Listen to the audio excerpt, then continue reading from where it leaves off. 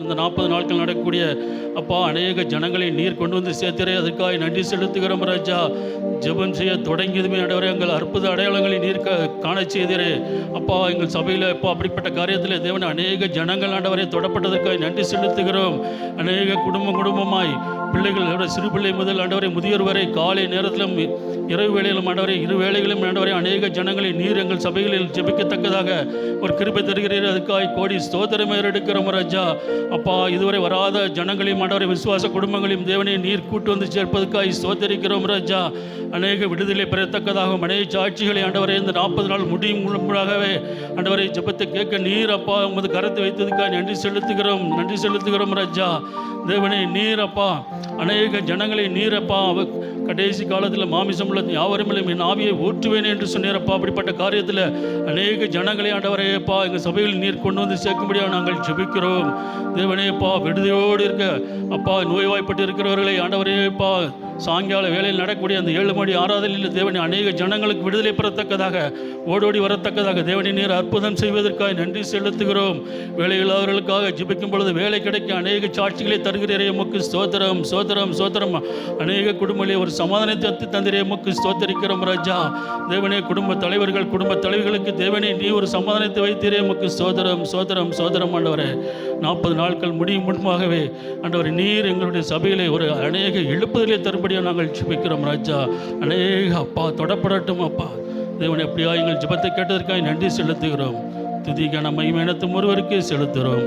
இயேசு கிறிஸ்துவின் நாமத்தில் ஜீவனுள்ள பிதாவே, ஆமென்.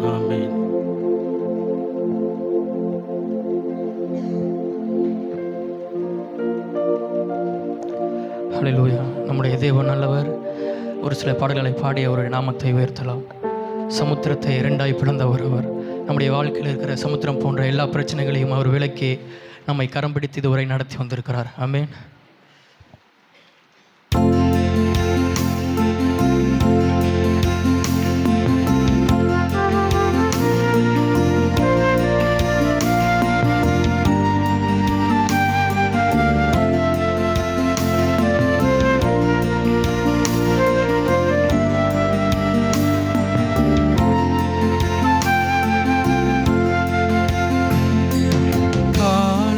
தெரியாமல் போனாலும் கர்த்தரின் முன்னே உண்டு.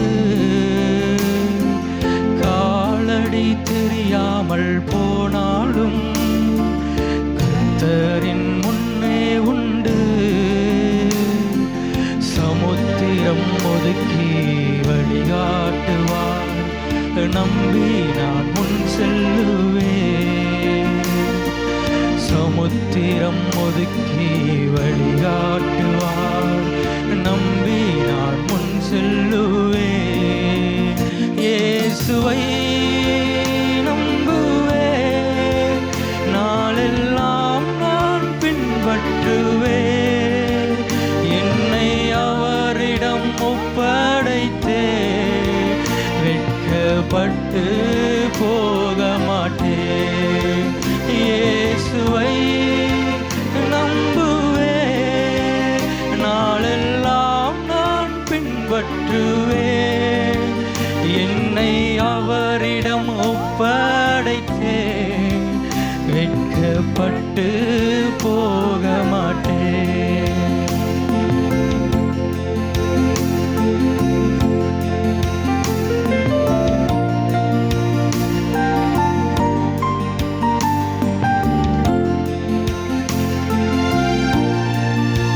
வாழ்க்கையிலே வறுமை வனாந்திரம் போல வந்தாலும் வேண்டிய எல்லாவற்றையும் அவரே பார்த்து விடுவார். அவரை மாத்திரம் நம்பி நான் முன் செல்லுவேன் என்று ஒரு ஜெபத்தை போல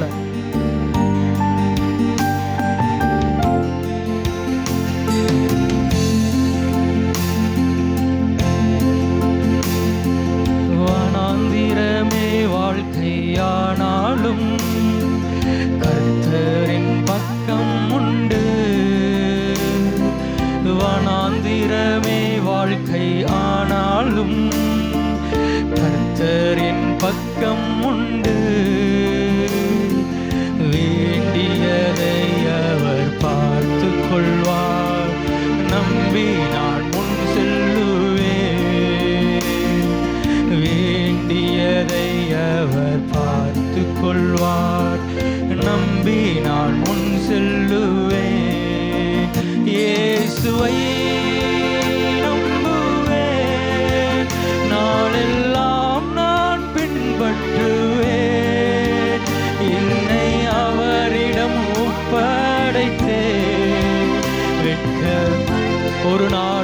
வெட்கப்பட விட மாட்டார்.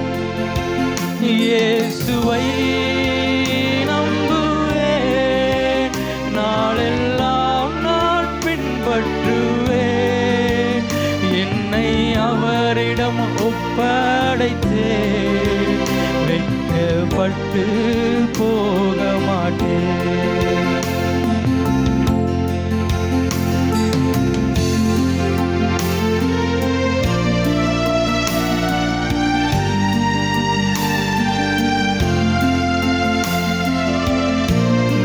பரதேசி ஆனாலும் அங்கே ஒரு இடம் உண்டு. அவர் நமக்காக ஒரு ஸ்தலத்தை ஆயத்தப்படுத்தி கொண்டிருக்கிறார்.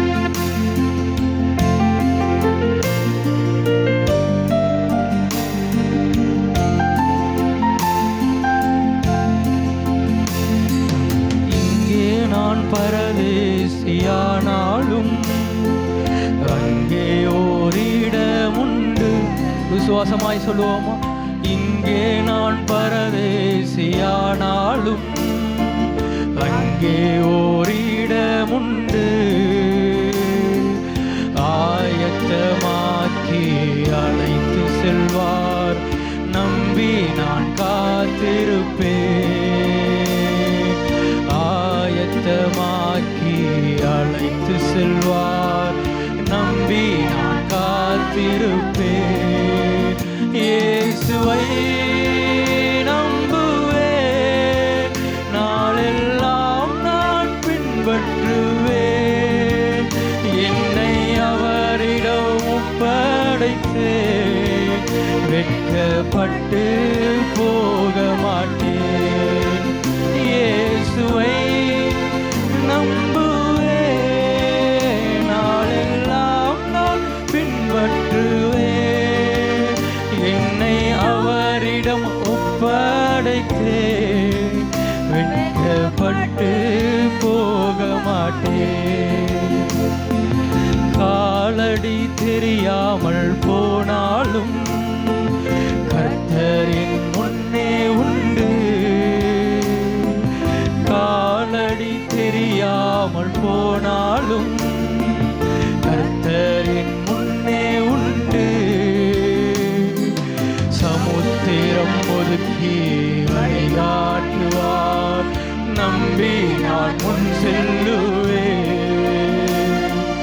சமுத்திரம் ஒதுக்கி வழிகாட்டுவார், நம்பி நான் முன் செல்லுவேன். இரண்டு கரங்களை உயர்த்தி நம்புவேன், நாளெல்லாம் நான் பின்பற்றுவேன். என்னை அவரிடம் ஒப்படைத்தேன், வெட்கப்பட்டு போக மாட்டேன். இயேசுவை நம்புவேன், நாளெல்லாம் நான் பின்பற்றுவேன். என்னை அவரிடம் ஒப்படைத்தேன், வெட்கப்பட்டு போக மாட்டேன். ஹல்லேலூயா. நம்மை அவரிடத்தில் ஒப்படைக்கும் போது ஒரு நாள் வெட்கப்பட்டு போக மாட்டோம். ஆமென். இன்னொரு பாடலை பாடலாம். கரையோர மரங்கள் ஏராளமாய் கனித்தர வேண்டும் தாராளமாய். ஆண்டவர் நம்மிடத்திலே கனித்தர வாழ்க்கை எதிர்பார்க்கிறார். ஆமென். நல்ல போதகரை உம்மை வரவேற்கிறோம் என்று பாடலாம்.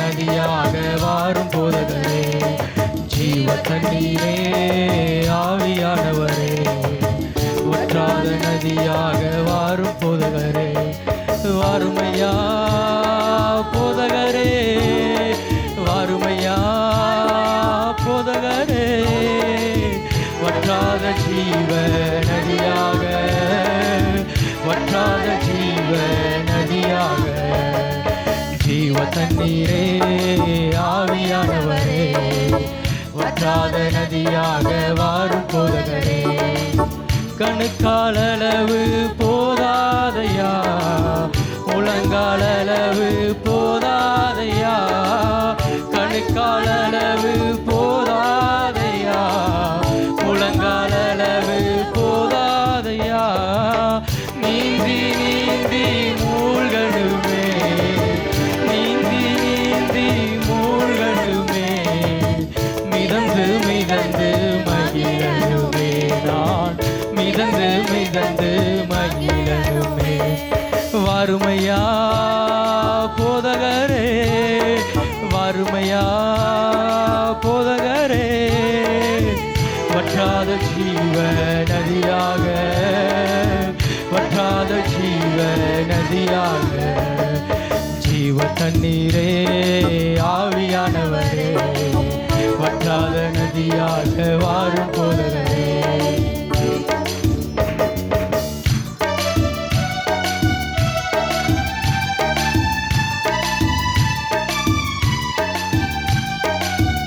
அவர் போகிற இடமெல்லாம் ஆரோக்கியம் செல்லும் இடமெல்லாம் பரிசுத்தம்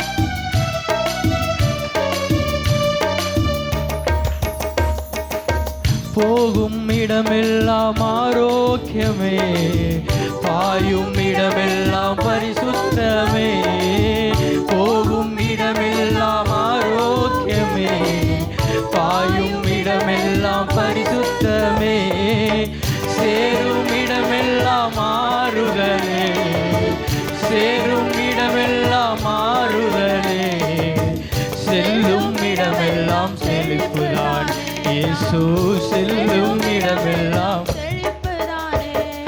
வறுமையா போதகரே வறுமையா போதகரே வற்றாத ஜீவ நதியாக வற்றாத ஜீவ நதியாக ஜீவ தண்ணீரே ஆவியானவரே வற்றாத நதியாக வாரும் போதகரே ஜீவ தண்ணீரே ஆவியானவரே வற்றாத நதியாக வாரும் போதகரே கோடி கோடி மீனவர் கூட்டம் ஓடி ஓடி கோடி கோடி மீனவர் கூட்டம் ஓடி ஓடி வலை வீசணும் பாடி பாடி மீன் பிடிக்கணும் பாடி பாடி மீன் பிடிக்கணும் பரலோக ராஜாவுக்கு ஆள் சேர்க்கணும் நான் பரலோக தேவனுக்கு ஆள் சேர்க்க வறுமையா வறுமையா போதகரே வற்றாத ஜீவ நதியாக வற்றாத ஜீவ நதியாக ஜீவ தண்ணீரே ஆவியானவரே வற்றாத நதியாக வாரும் போதகரே ஜீவ தண்ணீரே ஆவியானவரே வற்றாத நதியாக வாரும் போதகரே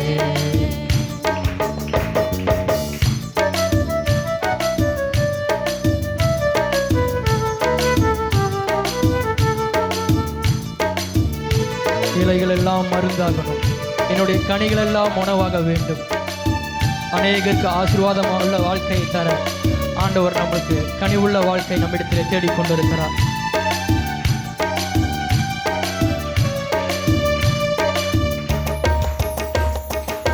கரையோர மரங்கள் ஏராளமாய் கனி தர வேண்டும் தாராளமாய் கரையோர மரங்கள் ஏராளமாய் கனி தர வேண்டும் தாராளமாய் இலைகள் எல்லாம் மருந்தாகணும் இலைகள் எல்லாம் மருந்தாகணும் கனிகள் எல்லாம் என் கனிகள் எல்லாம் உணவு வறுமையா போதகரே வறுமை இந்த காலை நேரத்தில் உம்மை வரவேற்கிறோம் வற்றாத ஜீவ நதியாக, வற்றாத ஜீவ நதியாக, ஜீவ தண்ணீரே ஆவியானவரே, வற்றாத நதியாக வாரும் போதகரே, ஜீவ தண்ணீரே ஆவியானவரே, வற்றாத நதியாக வாரும் போதகரே, வாருமையா போதகரே, வாருமையா, வற்றாத ஜீவ நதியாக, வற்றாத ஜீவ நதியாக, கணுக்காலளவு போதாதையா, முழங்காலளவு, இன்னும் சத்தமாய், கணுக்காலளவு போதாதையா, முழங்காலளவு போதாதையா, நீந்தி நீந்தி மூழ்கணுமே, நீந்தி நீந்தி மூழ்கணுமே, மிதந்து மிதந்து மகிழணுமே, நான் மிதந்து மிதந்து மகிழணுமே, வாருமையா போதகரே, வாருமையா போதகரே, வற்றாத ஜீவ நதியாக, வற்றாத ஜீவ நதியாக. கரங்களை தட்டி அவருடைய நாமத்தை மகிமைப்படுத்தலாம். ஆமென். அவரே வற்றாத ஜீவ நதி. ஆமென். அவர் கொடுத்த ரட்சிப்பு பெரிது. ஆமென். அநேக பேர் இருக்கும் போதும் தகுதியில்லாத நம்மை அவர் ரட்சித்து நம்மை இதுவரை நடத்தி வந்திருக்கிறார். ஆமென். எவ்வளோ பெரிய பாக்கியம் நாம் பெற்றிருக்கிறோம். ஒரே மனமாய் இணைந்து அவரை ஆராதிக்கலாம். உம் நாமம் உயர்த்திடுவேன், உம்முடைய அன்பையே பாடிடுவேன்.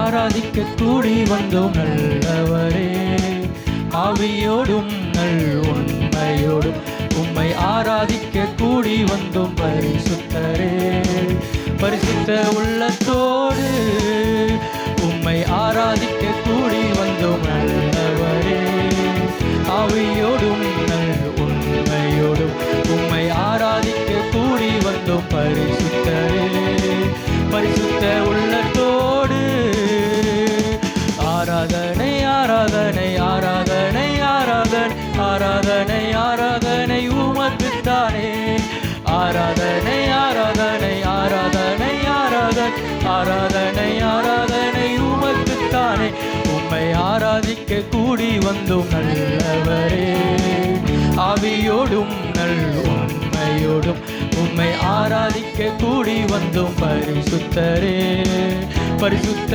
உள்ளத்தோடு.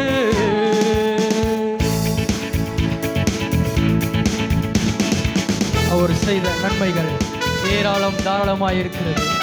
நம்முடைய வாழ்க்கையில வந்த தீமையையும் அவர் நன்மையாய் மாற்றி தந்திருக்கிறார். ஒரு நன்றி நிறைந்த இருதயத்தோடு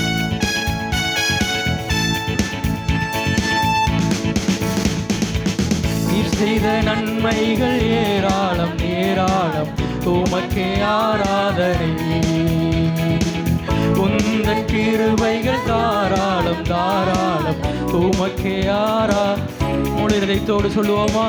நீர் செய்த நன்மைகள் ஏராளம் ஏராளம், உமக்கே ஆராதனை, உந்தன் கிருபைகள் தாராளம் தாராளம், உமக்கே ஆராதனை,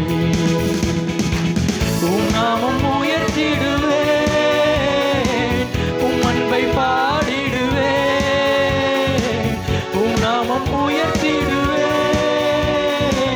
உம் அன்பை பாடிடுவேன், ஆராதனை ஆராதனை ஆராதனை ஆராதனை ஆராதனை ஆராதனை உமக்குத்தானே, ஆராதனை ஆராதனை ஆராதனை ஆராதனை ஆராதனை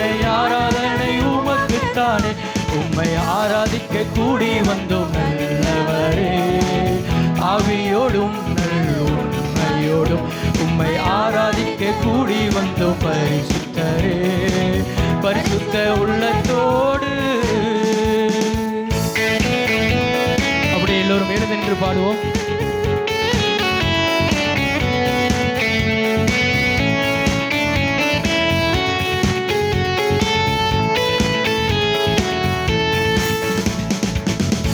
அவருடைய வழிகள் அதிசயம். வழியறியாமல் நாம் நின்றபோது அவரே நமக்கு வழியாய் வந்து அதிசயம் செய்திருக்கிறார்.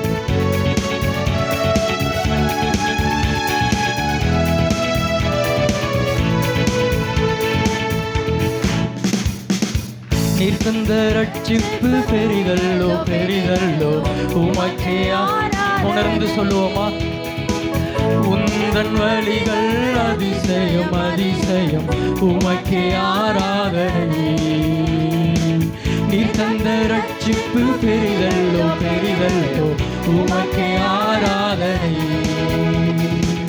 உந்தன் வழிகள் அதிசயம் அதிசயம் உமக்கே ஆராதனை. மகிமை நிறைந்தவரே, மாட்சிமை உடையவரே,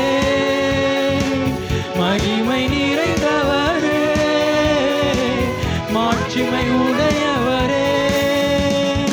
ஆராதனை ஆராதனை ஆராதனை ஆராதனை ஆராதனை ஆராதனை உமக்குத்தானே.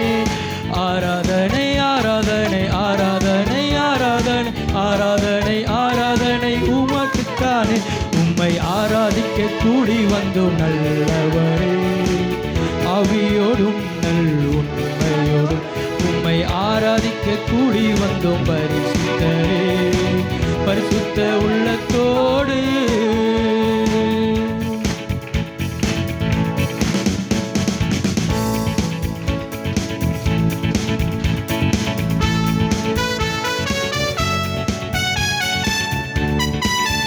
நித்திய ஜீவ வார்த்தைகள் அவரிடத்தில் உண்டு. அவர் ஒரே ஒரு வார்த்தை சொன்னார், எல்லாம் மாறும்.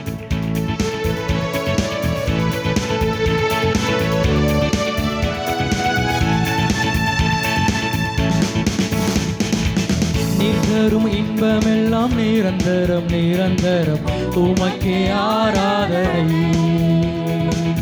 உந்தன் வார்த்தைகள் வல்லமை வல்லமை உமக்கே ஆராதனை.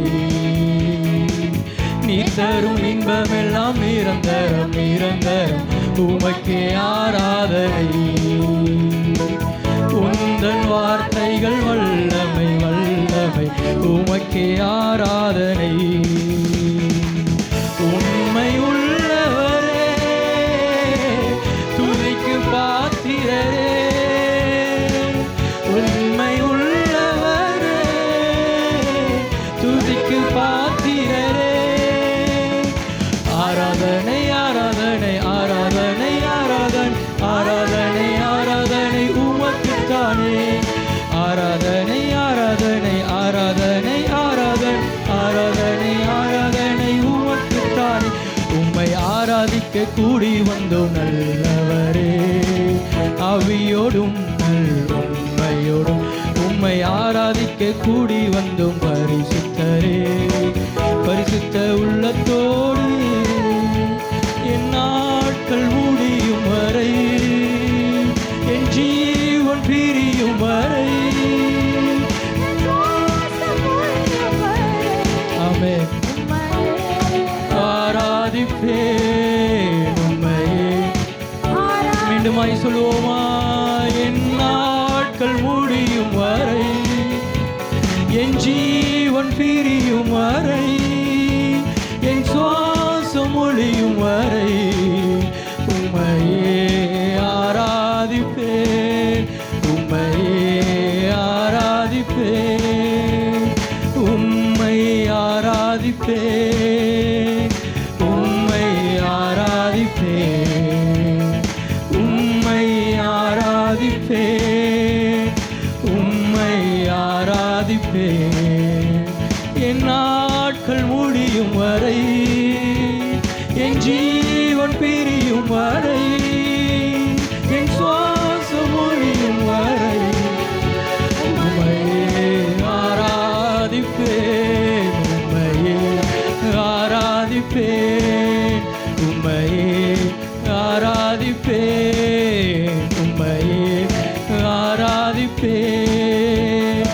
எத்தனை முறையிடறினாலும் அத்தனையும் மன்னித்தீரே. நன்மையும் கிருபையும் தொடர செய்து என்னை மீண்டும் உணர்ந்து சொல்லுவோமா? எத்தனை முறையிடறினாலும் அத்தனையும் மன்னித்தீரே.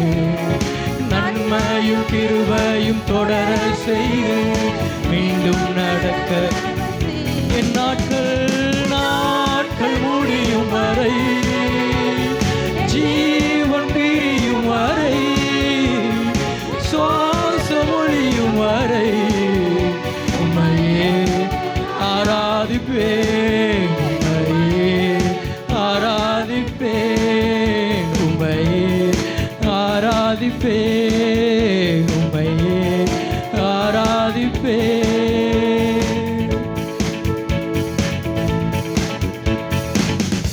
உம்மையே ஆராதிப்பேன் என் நாட்கள் முடியும் வரை, என் ஜீவன் பிரியும் வரை,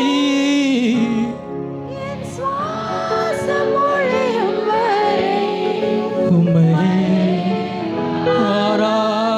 ஆராதிப்பேன், உம்மையே ஆராதிப்பேன், உம்மையே ஆராதிப்பேன், உம்மையே ஆராதிப்பேன். வழியறியாமல் நின்ற போது அவரே நமக்கு வழியாய் வந்து நமக்கு வழி செய்திருக்கிறார். எத்தனை முறை பாவம் செய்தாலும் ஒவ்வொரு முறையும் அதே அன்பினாலே நம்மை மீண்டுமா எடுத்துக்கொண்டு வந்து நிறுத்தியிருக்கிறார். ஆமென். தாயின் கருவிலே உருவாகும் முன்பாகவே அவருடைய கண்கள் நம்மை கண்டிருக்கிறது. அவருடைய மாசில்லாத அன்புக்கு ஒரு விசை நன்றி சொல்லுவோமா? இருதயத்தின் ஆழத்திலிருந்து ஆவியானவரே உமக்கு நன்றி செலுத்துகிறோம், நன்றி செலுத்துகிறோம்.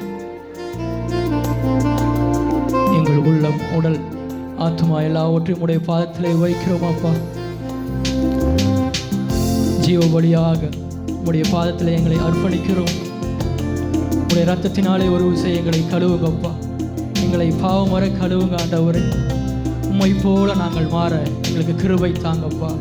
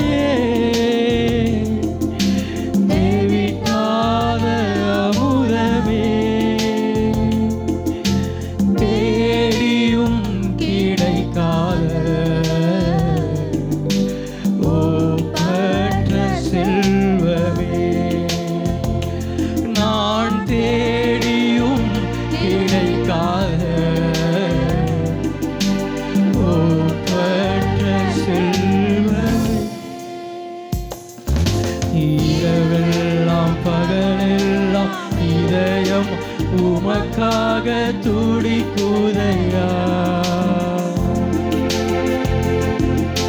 நினைவெல்லாம் பேச்செல்லாம் நேசரே உம்மை பற்றி தானே ஐயா.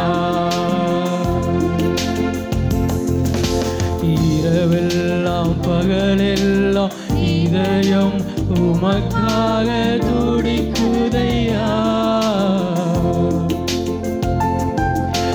நினைவெல்லாம் பேச்செல்லாம் நேசரே உம்மை பற்றி தானேயா.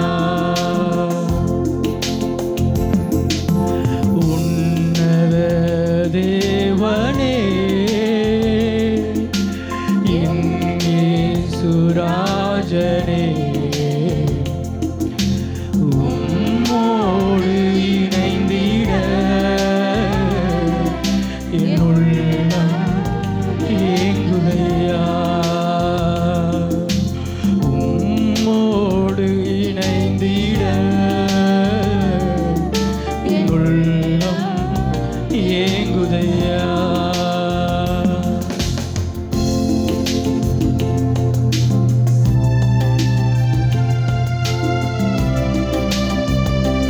இன்ப கடல். அவர் தருகிற சமாதானம் நிரந்தரமானது.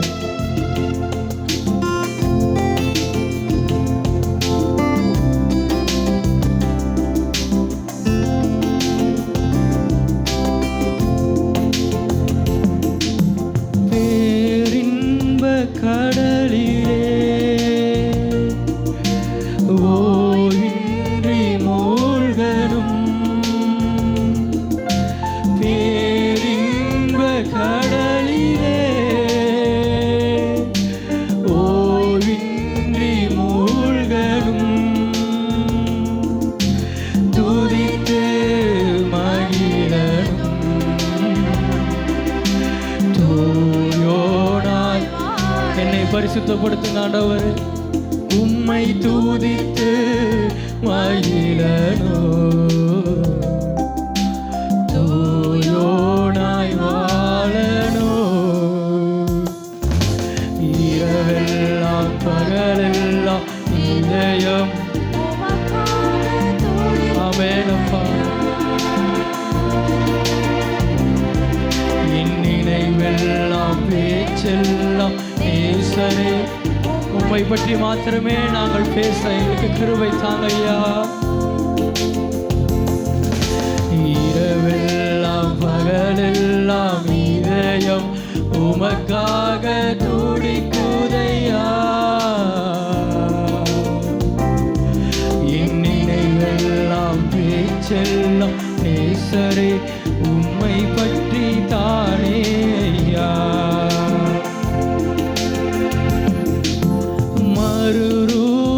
மறுரூபமாக்கிடு மகிமையின் என்னை மறுரூபமாக்கிடு மகிமையின் தேவமே. உம்முக சாயலா ஒரு மாற்றும். எத்தனை பெரிய பாக்கியம் அது. உம்முக சாயலா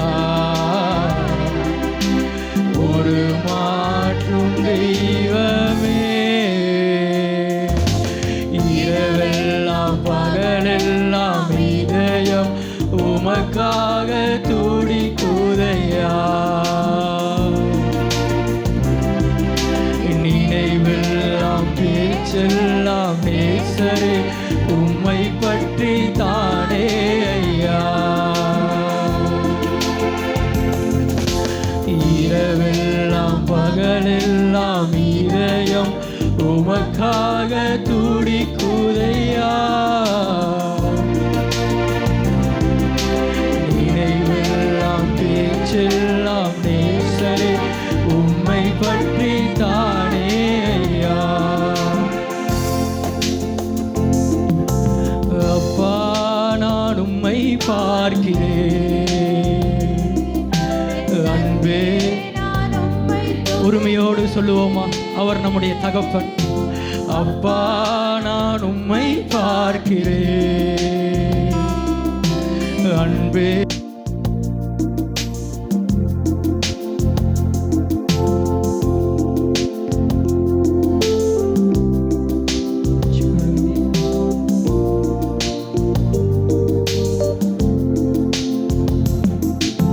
ஜீவநீருற்று நீர்தானையா, ஜீவநீருற்று நீர்தானையா.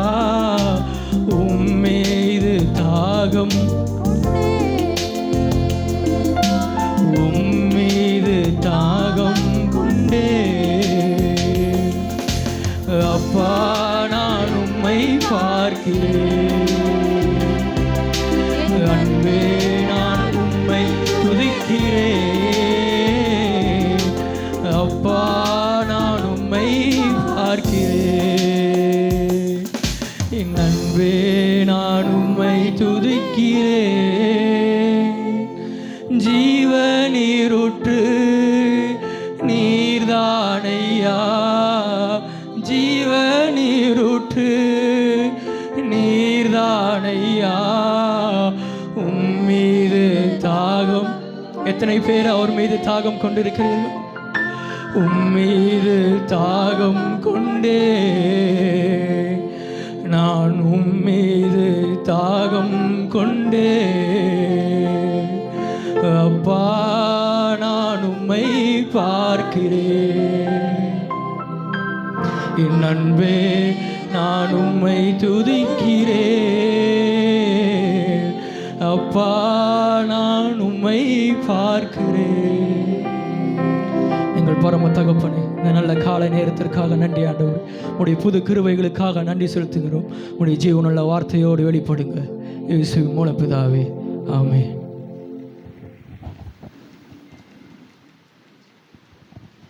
கரங்களில் வேதகம் எடுத்துக்கொள்ளலாம். இன்று நாம் வாசிக்கப்படும்படியாக எடுத்துக்கொள்ளப்பட்ட சங்கீதம் 119, பக்கமெண் 750. 119ஆம் சங்கீதம் வசனம் 161 முதல் 176 முடிய பிரதிவசனமாக மாறி மாறி வாசிக்கலாம். பிரபுக்கள் காரணமில்லாமல் என்னை துன்பப்படுத்தினார்கள், ஆனாலும் என் இருதயம் உமது வசனத்திற்கே பயப்படுகிறது.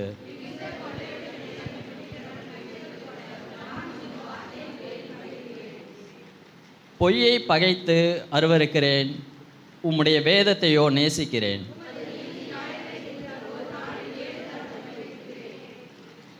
உம்முடைய வேதத்தை நேசிக்கிறவர்களுக்கு மிகுந்த சமாதானம் உண்டு, அவர்களுக்கு இடரல் இல்லை.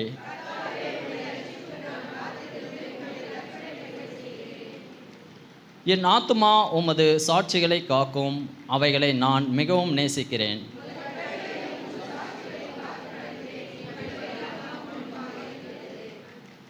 கர்த்தாவே, என் கூப்பிடுதல் உமது சந்நிதியில் வருவதாக, உமது வசனத்தின்படியே என்னை உணர்வுள்ளவனாக்கும்.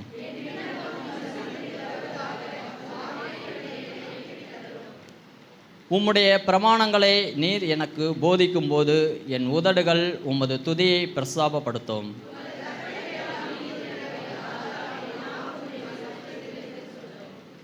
நான் உம்முடைய கட்டளைகளை தெரிந்து கொண்டபடியால் உமது கரம் எனக்கு துணையாயிருப்பதாக.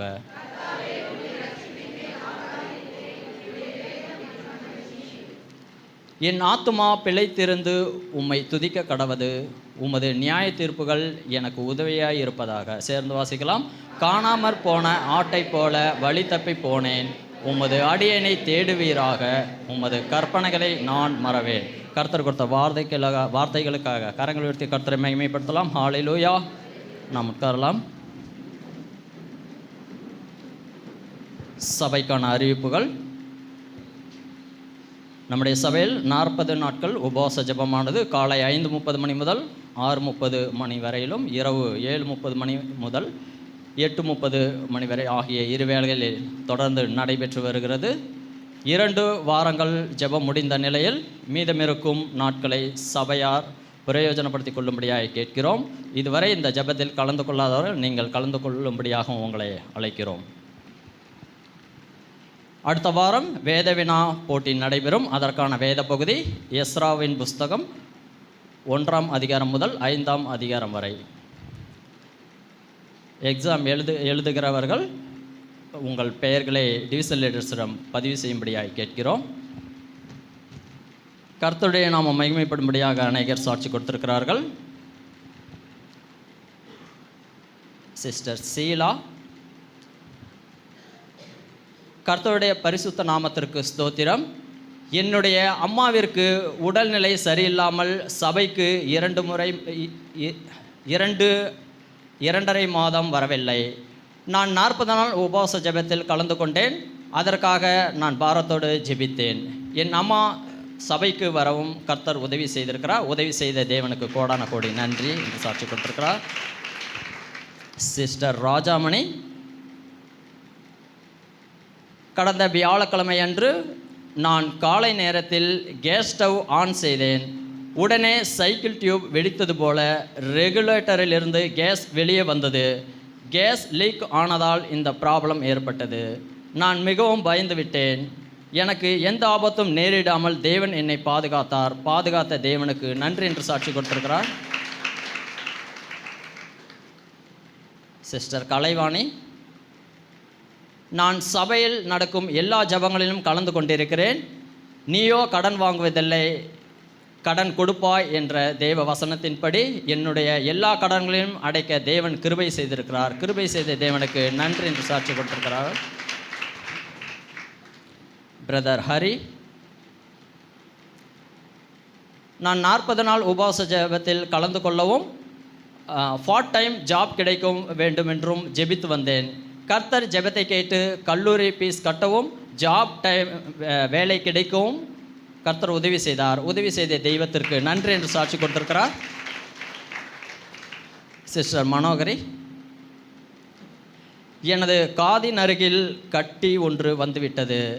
இது குறித்து 40 நாள் உபவாச ஜெபத்தில் ஜெபித்து வந்தேன். போதகர் மற்றும் போதகரம்மாவிடமும் சொல்லி ஜெபித்தேன். கர்த்தர் ஜெபத்தை கேட்டு கட்டி தானாக கரைய கிருபை செய்தார். கிருபை செய்த தேவனுக்கு நன்றி என்று சாட்சி கொடுத்திருக்கிறார். பிரதர் ராஜு, என்னுடைய சாட்சியை வாசிக்கிறேன். நான் இருசக்கர வாகனத்தில் சென்று கொண்டிருந்த போது நாய் ஒன்று குறுக்கே வந்துவிட்டதால் நான் நிலை தடுமாறி கீழே விழுந்து விட்டேன். எந்த சதமும் நேராமல் தேவன் என்னை பாதுகாத்தார். தூதர்களை கொண்டு பாதுகாத்த தேவனுக்கு நான் நன்றியை தெரிவித்துக் கொள்கிறேன். சபைக்கு இன்றுதான் புதிதாக வந்திருக்கிறேன் என்று இருப்பவர்கள் இருப்பீர்களானால் நீங்கள் எழுப்பி நிற்கலாம். நாம் யாவரும் எழுப்பி நிற்கலாம். கரங்களில் காணிக்கை மற்றும் தசமபாகங்களை எடுத்துக்கொள்ளலாம்.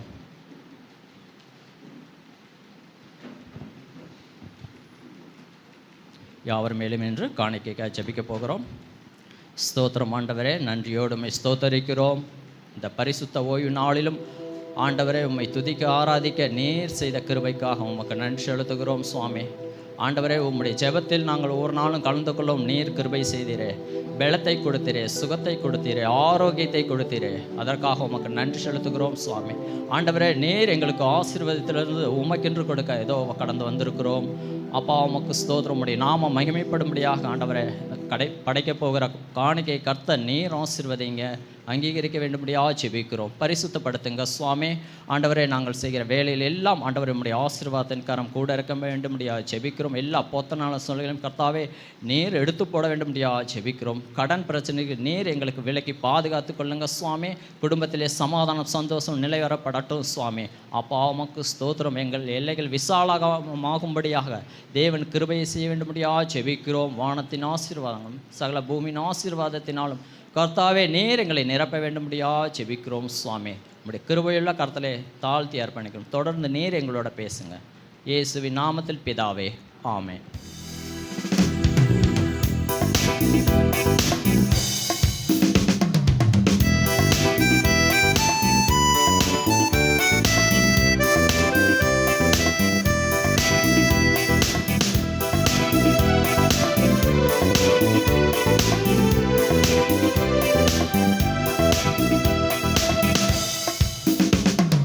கர்த்தரேசுவில் வேரூன்றுவோம், கன்மலை மீதே கட்டப்படுவோம், விசுவாசத்தில் உறுதி கொள்வோம், நன்றியால் உள்ளம் நிறைந்திடுவோம். கர்த்தரேசுவில் வேரூன்றுவோம், கன்மலை மீதே கட்டப்படுவோம், விசுவாசத்தில் உறுதி கொள்வோம், நன்றியால் உள்ளம் நிறைந்திடுவோம். கர்த்தரேசுவில் வேரூன்றுவோம்.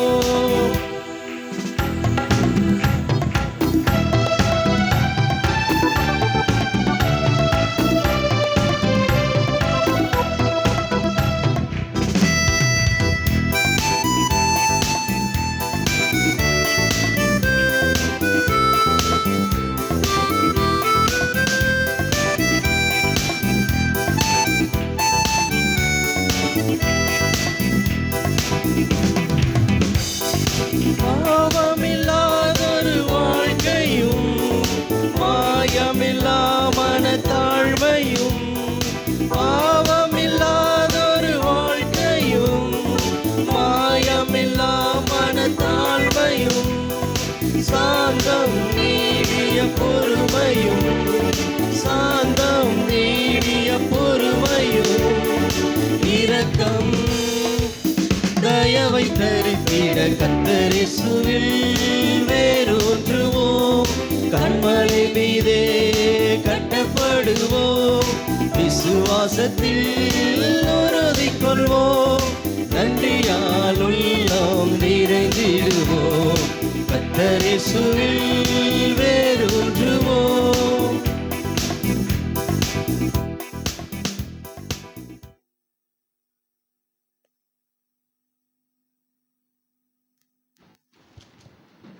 ஹல்லேலூயா. கர்த்தர் நல்லவர்.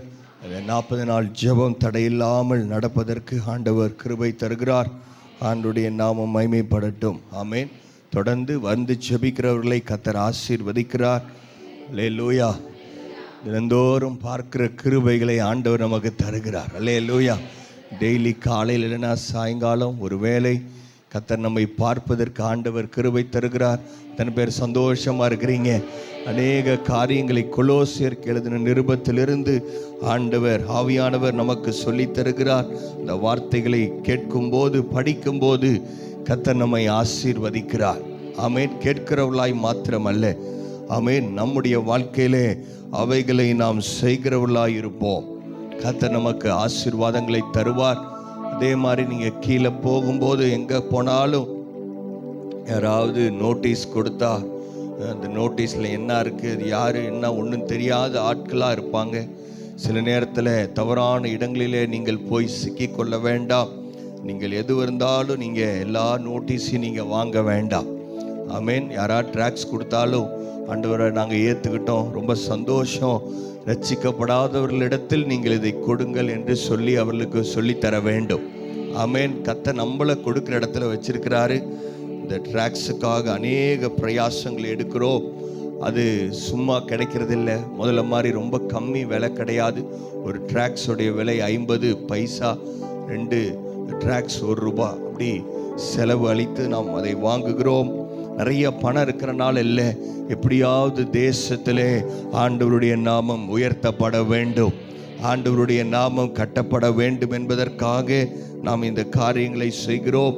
அதிலே நீங்கள் உதவி செய்ய வேண்டும் என்று நான் உங்களை கேட்கிறேன். ஆமென்.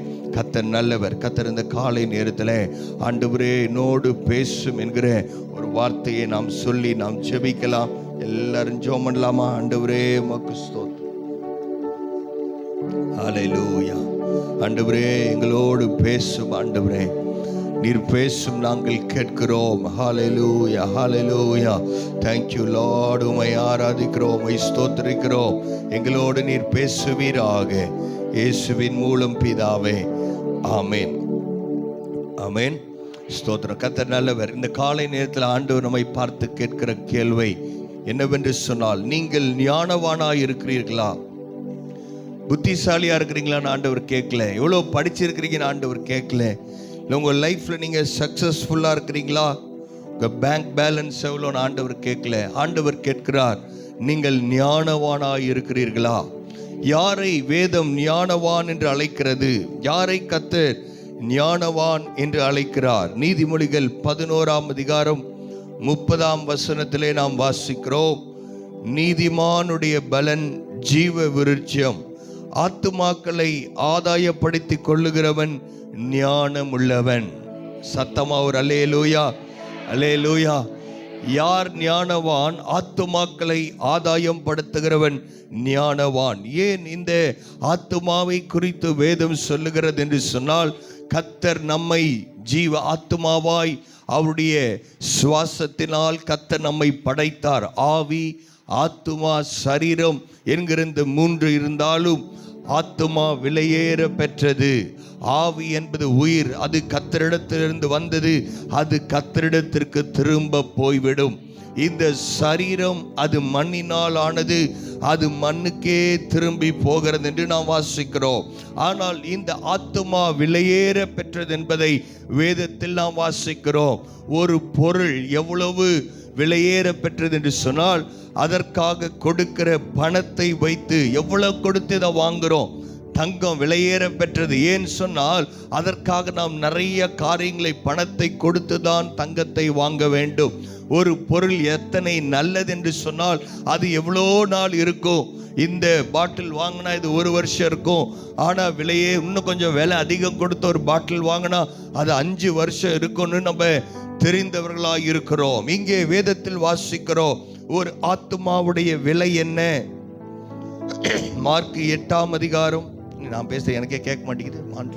கேக்குதா? பின்னாடி கேக்குதா? கடைசி வரைக்கும் கேக்குதா? ஸ்தோத்திரம், கர்த்தர் நல்லவர். மார்க் 8ஆம் அதிகாரம் 36ஆம் வசனத்தை நாம் வாசிக்கலாம். மார்க் 8ஆம் அதிகாரம், கொஞ்சம் பேச வைக்கலாம். மார்க் 8:36. மனுஷன் உலகம் முழுவதையும் ஆதாயப்படுத்தி கொண்டாலும் தன் ஜீவனை நஷ்டப்படுத்தினால் அவனுக்கு லாபம் என்ன? ஆமென். ஆண்டவராக இயேசு சொல்லும் பொழுது அவருடைய ஓமையில் சொன்னார். அவர் சொல்லும் பொழுது ஒரு செல்வந்தன் இருந்தான். அவன் சொன்னான், எனக்கு நிறைய தானியங்கள் இருக்கிறது, இன்னும் என்னுடைய குடோன்ல இடம் பத்தாது, எல்லாத்தையும் இடிச்சிட்டு நான் ரொம்ப பெருசா கட்ட போறேன்.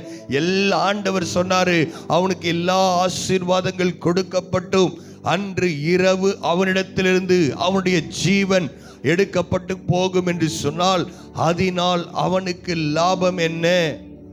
ஆமென்.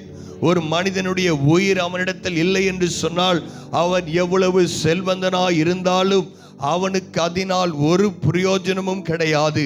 வேதம் சொல்லுகிறது, உலகம் முழுவதையும் ஆதாயப்படுத்தினாலும் உலகம் முழுவதையும் வாங்கினாலும், ஆமென், ஒரு ஆத்துமா அதை விட விலையேற பெற்றது என்பதை வேதம் நமக்கு தெளிவாய் சொல்லுகிறது. அல்லேலூயா. அப்பேர் பெற்ற விலையேற பெற்றவர்களாய் தான் கர்த்தர் உங்களையும் என்னையும் பார்க்கிறார். அல்லேலூயா. ஆத்துமா விலையேற பெற்றது என்பதை நாம் மறந்து போகக்கூடாது. அந்த ஆத்துமாக்கான விலை கிரயம் என்ன? எதை கொடுத்து அந்த ஆத்துமாவை பெற முடியும்? அதோட வேல்யூ என்ன? வாசிக்கலாம். 1 பேதுரு 1ஆம் அதிகாரம் 18-19ஆம் வசனம். 1 பேதுரு 1ஆம் அதிகாரம் 18-19 நாம் வாசிக்கிறோம். உங்கள் முன்னோர்களின் பாரம்பரியமாய் நீங்கள் அனுசரித்து வந்த வீணான நடத்தை நின்று அழிவுள்ள வஸ்துக்களாகிய வெள்ளியினாலும் பொன்னினாலும் மீட்கப்படாமல். ஆமென். நீங்க கர்த்தர் உங்களை எப்படி மீட்கல? வெள்ளியினாலும் பொன்னினாலும் அல்ல. அல்லேலூயா. சத்தம் ஒரு அல்லேலூயா சொல்றீங்களா? அல்லேலூயா. மணி 7:05 ஆயிருச்சு. ஆமென். அதனால் நீங்க விழிப்புள்ளவர்களாக இருக்க வேண்டும். நீங்க சொல்ற வார்த்தை உங்க காதுல போகணும். ஆத்துமாவை குறித்து நான் பேசிக் கொண்டிருக்கிறேன். ஆத்துமா விலையேறம் பெற்றது. உலகம் முழுவதற்கும் அதற்கு சரிசமமானது இல்லை. உலகத்தில் இருக்கிற எல்லா தங்கத்தையும் வெள்ளியும் கொண்டு ஒரு ஆத்துமாவையும் நம்மால் வாங்க முடியாது. அல்லேலூயா. இங்கே வாசிக்கிறோம், வெள்ளினாலும் பொன்னினாலும் மீட்கப்படாமல். எல்லாரும் வாசிக்கலாமா? குற்றமில்லாத மாசற்ற ஆட்டுக்குட்டியாகிய கிறிஸ்துவின் விலையேற பெற்ற, அல்லேலூயா, அல்லேலூயா, மாற்று விலையேற பெற்ற, ஆமென், விலையேற பெற்ற இரத்தத்தினாலே மீட்கப்பட்டீர்கள் என்று அறிந்திருக்கிறீர்களே. கரங்களை தட்டி ஆண்டவருக்கு நன்றி. ஹல்லேலூயா. ஆத்துமாவை ஆண்டவர் விலையேற பெற்றதாய் படைத்திருக்கிறார். அதை மீட்கும்படியாக கர்த்தர் தம்முடைய சொந்த இரத்தத்தை ஆண்டவர் உங்களுக்காகவும் எனக்காகவும் கொடுத்து நம்மை மீட்டிருக்கிறார். அதனுடைய மதிப்பெனவென்று சொன்னேன். எப்படி அதை ஆண்டவர் மீட்டு கொண்டார்? எத்தனை நாட்கள் இந்த ஆத்துமா வாழும்? இந்த ஆத்துமாவோட எக்ஸ்பிரி டேட் என்ன? அதையும் வேதம் நமக்கு தெளிவாய் சொல்லுகிறது. வெளிப்படுத்தல் 20ஆம் அதிகாரம் திருப்பிக் கொள்ளலாம். வெளிப்படுத்தல், இந்த வசனங்கள் எல்லாம் நம்முடைய வேதாமத்தில் இருக்கிறது. ரொம்ப முக்கியமான வசனங்கள். வெளிப்படுத்தல் 20ஆம் அதிகாரம் 10ஆம் வசனத்தை நாம் வாசிக்கலாம். வெளிப்படுத்தல் 20:10. மேலும் அவர்களை மோசம் போக்கின பிசாசானவன் மிருகமும் கள்ளத்திற்கு தரிசியமாய் இருக்கிற இடமாகிய அக்கினியும் கந்தகமான கடலிலே தள்ளப்பட்டான். அவர்கள் இரவும் பகலும் சதா காலங்களிலும் வாதிக்கப்படுவார்கள். அது நித்தியமா இருக்கிற அக்னியின் கடலில் இருக்கிறதை நாம் இங்கே வாசிக்கிறோம். அப்போ ஒரு ஆத்துமாவுக்கு முடிவு இருக்கிறதா என்று சொன்னால் அந்த ஆத்துமாவுக்கு முடிவே இல்லை. அல்லேலூயா, அல்லேலூயா. ஒரு ஆத்துமா அத்தனை நாட்கள், அதற்கு எக்ஸ்பிரி டேட்டே கிடையாது. ஒன்றில் ஆண்டவர் உங்களை படைத்தார். அவருடைய சாயலாய் நீங்கள் படைக்கப்பட்டிருக்கிறபடினாலே உங்கள் ஆத்துமாவுக்கு எக்ஸ்பிரி டேட் கிடையாது. ஒன்றில் நீங்கள் கத்தரோடு பரலோகத்தில் உங்கள் நித்திய வாழ்க்கையை நீங்கள் செலவு பண்ண வேண்டும். இல்லை என்று சொன்னால் நித்தியமான நரகத்தில் பிசாசுக்காக வைக்கப்பட்டிருக்கிற அந்த இடத்தில் நீங்கள் நித்தியமாய் செலவழித்து கொண்டிருக்க வேண்டும். அப்ப ஆத்மாவுக்கு முடிவு இருக்கிறதா என்றால் என்ன அர்த்தம்? ஆத்மாவுக்கு முடிவு இருக்கா? சொல்லுங்க, இருக்கா இல்லையா? இல்ல புரிஞ்சுச்சா புரியலையா? தூக்கம் வந்துச்சா வரலையா? எதுவுமே எனக்கு தெரிய மாட்டேங்குது. அல்லேலூயா. ஆத்மாவுக்கு முடிவு இருக்குதா இல்லையா? இல்லை, முடிவே கிடையாது. முடிவே இல்லாத ஆத்துமா. இந்த ஆத்துமா விலையேற பெற்றது. இதை மீட்பதற்கு ஆண்டவர் தம்முடைய சொந்த இரத்தத்தை ஆண்டவர் கொடுத்து மீட்டிருக்கிறார். ஆமென். அதை தான் நாம் வாசிக்கிறோம். சங்கீதம் 126வது சங்கீதத்திலே நாம் வாசிக்கலாம். 126ஆம் சங்கீதம் கடைசி 2 வசனங்கள் 126:5-6 நாம் இதை வாசிக்கிறோம். கண்ணீரோடு விதைக்கிறவன் கெம்பீரத்தோடே அறுப்பான். அள்ளி தூவும் விதையை சுமக்கிறவன் அழுது கொண்டு போகிறான். ஆனாலும் தான் அறுத்த அரிகளை சுமந்து கொண்டு கம்பீரத்தோடு திரும்புவான். அல்லேலூயா. ஆண்டவர் நம்ம எல்லாருக்கும் ஒரு நோக்கத்தை கர்த்தர் வைத்திருக்கிறார். நீங்களும் நானும் என்ன செய்ய வேண்டும்? எதற்காக கர்த்தர் உங்களை ரட்சித்தார்? உங்களை தன்னுடைய சொந்த இரத்தத்தினால் மீட்டாரே. அவருடைய சிலுவை இரத்தம் உங்களுடைய ஆத்துமாக்களை மீட்டது. எதற்கென்று சொன்னால் மத்தேயு 28ஆம் அதிகாரம் நம்ம எல்லாருக்கும் தெரிந்த வசனம். மத்தேயு 28 நாம் வாசிக்கிறோம். அப்பொழுது இயேசு அவருடைய வாழ்க்கையிலே உயிர் தெழுந்த பிறகு மரித்து, சிலுவையில மரித்து உயிரோடு வந்து அவர் கடைசியாய் சொன்ன வார்த்தைகள். அப்பொழுது இயேசு சமீபத்தில் வந்து அவர்களை நோக்கி, வானத்திலும் பூமியிலும் சகல அதிகாரமும் எனக்கு கொடுக்கப்பட்டிருக்கிறது. ஆகையால் நீங்கள் புறப்பட்டு போய் சகல ஜாதிகளையும் சீஷராக்கி பிதா, குமாரன், பரிசுத்த ஆவியின் நாமத்தினாலே அவர்களுக்கு ஞான ஸ்நானம் கொடுத்து நான் உங்களுக்கு கட்டளையிட்ட யாவையும் அவர்கள் கை கொள்ளும்படி அவர்களுக்கு உபதேசம் பண்ணுங்கள். இதோ உலகத்தின் முடிவு பரியந்தமும் சகல நாட்களிலும் நான் உங்களோடனே கூட இருக்கிறேன் என்றார். அல்லேலூயா. ஆண்டவராக இயேசு சொல்லுகிறார், இந்த ஆத்துமா விலையேற பெற்றது. அதனால கண்ணீரோடு விதைக்கிறவன் கம்பீரமாய் அறுப்பான். ஆமென். ஆண்டவர் சொன்னார். லூக்கா 19:10 நாம் வாசிக்கிறோம், இழந்து போனதை தேடவும் ரட்சிக்கவுமே நான் வந்தேன் என்று ஆண்டவர் சொன்னார். அல்லேலூயா. அந்த திட்டத்திலே நம்மை கர்த்தர் இணைத்திருக்கிறார். ஆமென். நீங்களும் நானும் ரட்சிக்கப்பட்டிருக்கிறோம். இயேசுவின் இரத்தத்தினாலே ஒரு மீட்பு இருக்கிறது, பாவ மன்னிப்பு இருக்கிறது என்பதை கர்த்தர் நமக்கு தெரிவித்திருக்கிறார். அல்லேலூயா. இது வெறும் தியரிட்டிக்கலா அல்ல. நம்முடைய வாழ்க்கையில் எத்தனை பேர் அந்த ரட்சிப்பின் சந்தோஷத்தை அனுபவித்திருக்கிறீர்கள்? அல்லேலூயா. பாவத்திலும் சாபத்திலும் இருந்த நமக்கு, சமாதானம் இல்லாத நமக்கு ரட்சிப்பு வரும்போது இவை எல்லாவற்றையும் ஆண்டவர் நமக்கு கொடுத்திருக்கிறார். ஆமென். அதை நம்மிடத்தில் நாம் வைத்துக் கொள்ளுகிறவளாய் அல்ல. வேதம் நம்மை எதற்காக ரட்சித்திருக்கிறது என்று சொன்னால், இழந்து போனவர்களை நாம் தேடி போக வேண்டும். ஆண்டவராக இயேசு இந்த பூமியில் இருந்தபோது பாவிகளையும் மற்ற ஜனங்களையும் பார்க்கும்போது அவர் சொல்லுகிறார், இந்த ஜனங்களை பார்க்கும் பொழுது நான் மனதுருகுகிறேன் என்று சொல்லுகிற ஆண்டவர்.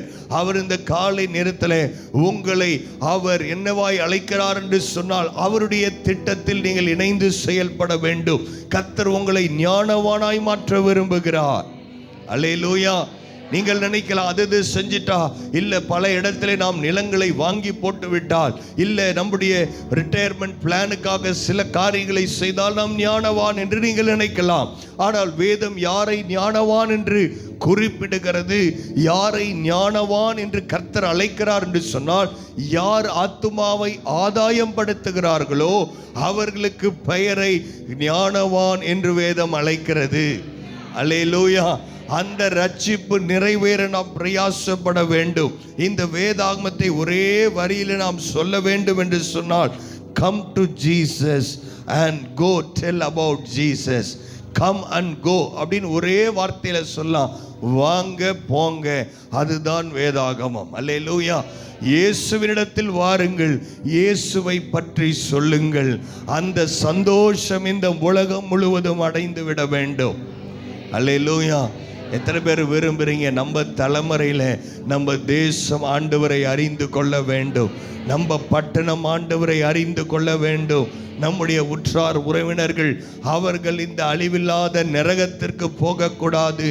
அவர்கள், ஆண்டவர் சொன்னார், நானே வழியும் சத்தியமும் ஜீவனுமாயிருக்கிறேன். அல்லேலூயா. அவர் சொன்ன அந்த வார்த்தைகள் அப்படியே விசுவாசித்து நாம் ஆண்டவரோடு கைகோத்து நாம் வேலை செய்ய கர்த்தர் நம்மை அழைக்கிறார். பரலோகம் நம்மை அழைக்கிறது. ஏன் நாம் ஆண்டவருடைய சுவிசேஷத்தை எப்படி சொல்ல வேண்டும்? அதை தான் இங்கே வாசித்தோம். கண்ணீரோடு விதைக்கிறவன். ஆமென். ஏதோ ஒரு ட்ராக்ஸ் கொடுக்குறாங்க, ஏதோ யாரோ ஒருத்தட்ட சொல்லணும். அவர்களுடைய கையிலே பரலோகம் உங்களை நம்பி ஆத்துமாக்களை தராது. யார் ஆண்டவரிடத்திலே, ஆண்டவரே எனக்கு ஒரு ஆத்துமாவை தாரும். அல்லேலூயா. அட்லீஸ்ட் இந்த முழு வருஷத்துல 365 நாட்களில் ஒரு ஆத்துமாவை எனக்கு தாரும். என் மூலமா ஒரே ஒரு ஆள் பரலோகத்துக்கு வருவார்கள் என்று சொன்னால், நிச்சயமா சொல்றேன், கர்த்தர் இந்த ரட்சிப்பின் சந்தோஷத்தை நமக்கு கொடுத்திருக்கிறார். ஆனா என் மூலமா ஒரு ஆளுடைய பெயர் பரலோகத்தில் எழுதப்படுகிறது. பாவத்திலிருந்து ஒரு ஆள் வருகிறான் என்று சொன்னால் அதை விட ஒரு பெரிய சந்தோஷம் இல்லை. உங்கள் சந்தோஷம் இரட்டிப்பாய் மாறும். அல்லேலூயா. உங்கள் துக்கம் சந்தோஷமாய் மாறும். எப்ப ஆண்டவரை பற்றி சொல்லும் பொழுது. அல்லேலூயா. இந்த ஆண்டவர் எனக்குள்ள ஒரு காரியத்தை ஆண்டவர் செய்திருக்கிறார் என்கிறதான ஒரு பாரத்தோடு ஆண்டவராகிய இயேசு லூக்கா 19ஆம் அதிகாரம் 41ஆம் வசனத்திலே வாசிக்கும் போது ஆண்டவர் எருசலேமை பார்த்து கண்ணீர் விடுகிறதை நாம் பார்க்கிறோம். அருமையான தேவனுடைய பிள்ளைகளே, நீங்களும் நானும் ஆண்டவருடைய பிள்ளைகள். ஆண்டவர் நம்மள சந்தோஷமா இருக்கணும்னு விரும்புகிறார். அல்லேலூயா.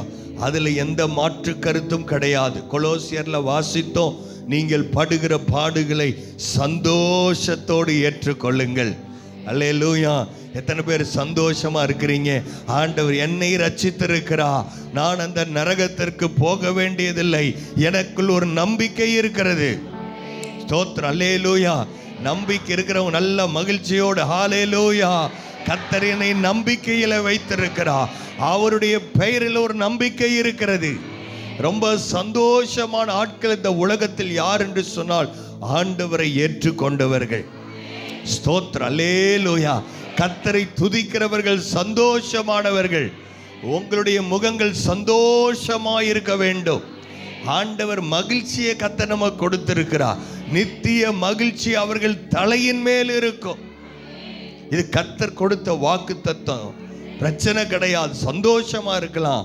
ஆனா அதே நேரத்தில் ஆத்துமாக்கள் என்று வரும் பொழுது நாம் கண்ணீர் விட்டு நாம் ஜெபிக்கிறவர்களாக இருக்க வேண்டும். இந்த காலை நேரத்தில் ஆவியானவர் உங்களை பார்த்து ஒரு கேள்வி கேட்கிறாரு. எத்தனையோ காரியத்திற்காக நாம் கண்ணீர் விட்டு இருக்கிறோம். கடைசியா எப்ப எனக்கு ஒரு ஆத்துமாவை தாருன்னு எத்தனை பேர் கண்ணீரோட ஜெபிச்சிங்க? என்னைக்கு ஜெபிச்ச கடைசி நாள் எப்ப உங்களால சொல்ல முடியுமா? நேற்று ஜெபிச்சேன் பாஸ்டர், முந்தா நேற்று நான் ஜெபத்தில் உட்காரும்போது கண்ணீரோடு நான் ஜெபிச்சேன், என் கண்ணில் இருந்து தண்ணீர் வந்தது. எதற்கென்று சொன்னால் என் ஹஸ்பண்ட் என்னை போட்டு அடின்னு அடிச்சிட்டார். அது இல்லை, அதை நான் சொல்லலை. கடங்காரன் வீட்டை சுற்றி நிற்கிறான், அதுக்கு இல்லை அழுதது. ஒரு ஆத்துமாவை எனக்கு தாரும் ஆண்டவரே. ஹல்லேலூயா. எனக்கு ஒரு ஆத்துமாவை தாரும். எத்தனை பேர் அப்படிப்பட்ட ஒரு பாரத்தோடு இருக்கிறீங்க? ஆண்டவர் இந்த காலை நேரத்தில் அப்படிப்பட்ட ஒரு ஆத்தும பாரத்தோடு நாம் இருக்க கர்த்தர் நமக்கு உதவி செய்வாராக. அப்போஸ்தலர் 20:31 அவர் சொல்லுகிறார், 3 வருடங்களாக நான் ஒரே கண்ணீரோடு ஜெபிக்கிறேன் என்று அப்போஸ்தலனாகிய பவுல் சொல்லுகிறதை நாம் இங்கே வாசிக்கிறோம். அப்போஸ்தலர் 20 ஆனபடியினாலே நான் 3 வருஷ காலமாய் இரவும் பகலும் கண்ணீரோடு இடைவிடாமல் அவனவனுக்கு புத்தி சொல்லி கொண்டு வந்ததை நினைத்து விழித்திருங்கள். ஹல்லேலூயா. ஒன்றும் மறந்துடாதீங்க, கண்ணீரோடு ஜெபிக்கிறது நம்முடைய வாழ்க்கையில் ஒரு அங்கமாய் மாறட்டும். ஹல்லேலூயா. ஆண்டவர் அப்படிப்பட்ட ஒரு பாரத்தை கர்த்தர் இந்த காலை நேரத்தில் நமக்கு தருவாராக. எரேமியா தீர்க்கதரிசியை குறித்து வாசிக்கிறோம். எரேமியா 9:1 அவன் சொல்லுகிறான், என் தலை தண்ணீரும், ஹல்லேலூயா, என் கண்களில் கண்ணீர் வந்தால் நலமாயிருக்கும். எதற்கென்று சொன்னால், தேசம் அழிந்து கொண்டிருக்கிறது. தேசத்தில் நடக்கிற காரியங்களை சுற்றி பாருங்க. எத்தனையோ அவலட்சணமான காரியங்கள், அராஜகங்கள் ஒவ்வொரு நாளும் நடந்து கொண்டிருக்கிறது. இதுக்கெல்லாம் காரணம் யார் தெரியுமா? அந்த சாத்தான் ஜனங்களுடைய கண்களை குருடாக்கி வைத்திருக்கிறார். ரட்சிக்கப்படாத ஜனங்கள் தேசத்திலே எத்தனையோ அருவருப்புகளை அவர்கள் செய்து கொண்டிருக்கிறார்கள். அவைகளை பார்க்கும்போது சின்ன பிள்ளைகள் சீரழிக்கப்படுகிறார்கள். எத்தனையோ இடங்களில் அநேக அவலட்சணமான காரியங்கள், அதெல்லாம் மைக்கில் சொல்ல முடியாது. அப்படிப்பட்ட காரியங்கள் இந்த தேசத்தில் நடந்து கொண்டிருக்கிறது. பட்டணத்தில் கொலைகள் நடக்கிறது, எத்தனையோ காரியம் நடக்குது.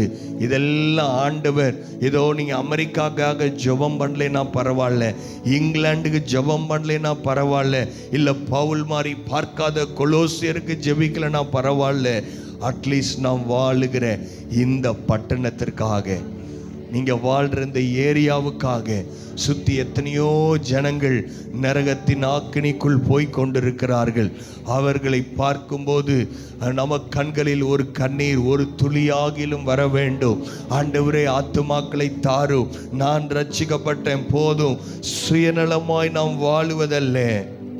ஆமென். ஏதோ உலகத்தின் காரியங்களை யோசித்து, ஐயோ நான் நாளைக்கு என்ன பண்ணுறது, நாளான்னைக்கு என்ன பண்ணுறது, இதை யோசிக்காம ஆண்டவருடைய சிந்தை, வேதம் சொல்லுகிறது, கிறிஸ்துவின் சிந்தை உங்களில் வர கடவது. அல்லேலூயா. எத்தனை பேர் கண்ணீரோட அப்படி ஜெபம் பண்ணி இருக்கிறீங்க? ஒருவேளை ஜெபிக்கலைன்னா இன்னைக்கு நீங்க ஒப்பு கொடுங்க. கண்ணீரோடு விதைக்கிறவன் கம்பீரத்தோடு அறுப்பா. அல்லேலூயா. நீங்க கண்ணீரோடு விதைத்து பாருங்கள், விளைய செய்கிறவர் ஆண்டவர். சத்தமா ஒரு அல்லேலூயா. விளைய செய்கிறது அவருடைய வேலை. ஒருவேளை நீங்க சொல்ற எல்லாரும் ரட்சிக்கப்பட்டு உடனே உங்க பின்னாடி வருவாங்களான்னு எனக்கு தெரியாது. ஆனால் நீங்கள் பாரத்தோடு விதைத்தா கர்த்தர் உங்களுக்கென்று ஒரு ஆத்துமாக்களை வைத்திருப்பா. அநேகர் வந்து உங்களிடத்தில் பாரங்களை சொல்லும் பொழுது, ஆமா எனக்கு அப்படிதான் சொல்லி புலம்புறதை நிறுத்தி இந்த புலம்பலை மாற்றுகிற வல்லமை என் இயேசுவினிடத்தில் இருக்கிறது. என்னிடத்திலே வாருங்கள், நான் உங்களுக்கு இளைப்பாறுதலை தருவேன் என்று ஆண்டவர் சொன்னார். அல்லேலூயா. அதை மறந்து போக வேண்டாம். கண்ணீரோடு நாம் ஜெபிக்கிறவர்களாய் மாறுவோம். ஆண்டவர் கண்ணீரோடு ஜெபிக்கிற ஒரு மனிதன் பாவம் செய்ய மாட்டான். ஆத்ம பாரத்தோடு ஜெபிக்கிற ஒரு மனிதனிடத்துல பொறாமை இருக்காது, அவனிடத்துல பெருமை இருக்காது. ஒரு ஜெபிக்கிற மனிதனை கர்த்தர் முதலாவது ஆசீர்வதிப்பார். அல்லேலூயா. மற்றவர்களுக்காய் ஜெபிக்க வேண்டும் என்பது ஆண்டவருடைய திட்டம். ஆமென். ஏன் நாம் ஆண்டவருடைய சுவிசேஷத்தை ஏன் சொல்ல வேண்டும், எப்படி சொல்ல வேண்டும்? கண்ணீரோடு நாம் சொல்ல வேண்டும் என்று நான் சொன்னேன். ஏன் ஆண்டவருடைய வார்த்தையை நாம் சொல்ல வேண்டும் என்று சொன்னார்? மார்க் 16 மார்க் 16:15 நாம் திருப்பிக் கொள்ளலாம். மார்க் 16 ஹல்லேலூயா 15 பின்பு அவர் அவர்களை நோக்கி, நீங்கள் உலகமெங்கும் போய் சர்வ சிருஷ்டிக்கும் சுவிசேஷத்தை பிரசையுங்கள் என்று ஆண்டவர் சொன்னார். அல்லேலூயா. சர்வ சிருஷ்டிகளுக்கும் நாம் ஆண்டவருடைய வார்த்தையை நாம் சொல்ல வேண்டும். ஆமென். இது யாருக்காக கர்த்தர் இப்படி சொல்கிறார்? லூக்கா 14ஆம் அதிகாரம் 23ஆம் வசனத்தில் நாம் வாசிக்கிறோம். அப்பொழுது எஜமான் ஊழியக்காரனை நோக்கி, நீ பெருவழிகளிலும் வெளிகளிலும் போய் என் வீடு நிறையும்படியாக ஜனங்களை உள்ளே வரும்படி வருந்தி கூட்டிக் கொண்டு வா என்று சொல்லுகிறார். அன்போடு அவர்களை வருந்தி நாம் அழைக்க வேண்டும். அருமையான பிள்ளைகளே, கர்த்தர் நமக்கு கொடுத்த இந்த ரட்சிப்பு அப்பொழுதுதான் முழுமை அடைகிறது. அல்லேலூயா. உங்களுக்கு ஆண்டவருடைய இந்த அன்பை முழுமையாய் புரிந்து கொண்டீர்கள் என்று சொன்னால் யாரும் உங்களை உந்தி தள்ள வேண்டாம்.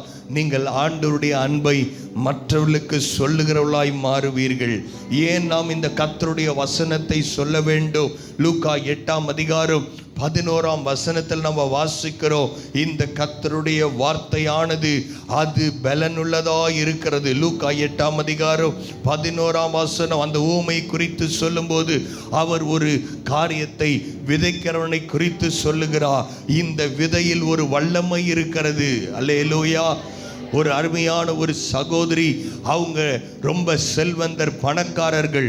அவர்கள் நினைத்தார்கள் நம்முடைய காஃபின் பாக்ஸ், அதாவது நாம் செத்த உடனே அடக்கம் பண்ணும் பொழுது அது ரொம்ப ஸ்ட்ராங்காக இருக்கணும்னு சொல்லி அவங்க ரொம்ப விலையை நிறைய காசு செலவு பண்ணி அந்த விதையை அவர்கள் என்ன செய்தார்கள்? ஒரு பெரிய பெட்டியை செய்திருக்கிறார்கள். அவங்க செஞ்ச இடத்துல ஒரே ஒரு விதை அந்த பெட்டியின் இடுக்கில் போய் அது மாட்டிக்கொண்டது. ஆனால் அந்த இடத்துல தண்ணீர் படும்போது அதற்குள்ளே ஈரம் இருந்ததுனாலே அது வெளியே வந்திருக்கிறது. கொஞ்ச நாளில் அது வளர ஆரம்பித்த உடனே அந்த பெட்டியை அது உடைத்து கொண்டு அது வேரூன்றி பெரிய மரமாய் வளர்ந்தது. ஒரு விதை இருக்கும் என்று சொன்னால் அந்த விதைக்குள் ஆண்டவர் ஒரு மகா பெரிய சக்தியை வைத்திருக்கிறார். ஒரு ஆலமர விதையில, ஒரு பெரிய மரத்துடைய விதையில் அவ்வளோ பவர் இருக்குன்னு சொன்னா, ஆண்டவருடைய வசனமாகிய விதையிலே அதை காட்டிலும் ஒரு பெரிய வல்லமை இருக்கிறது.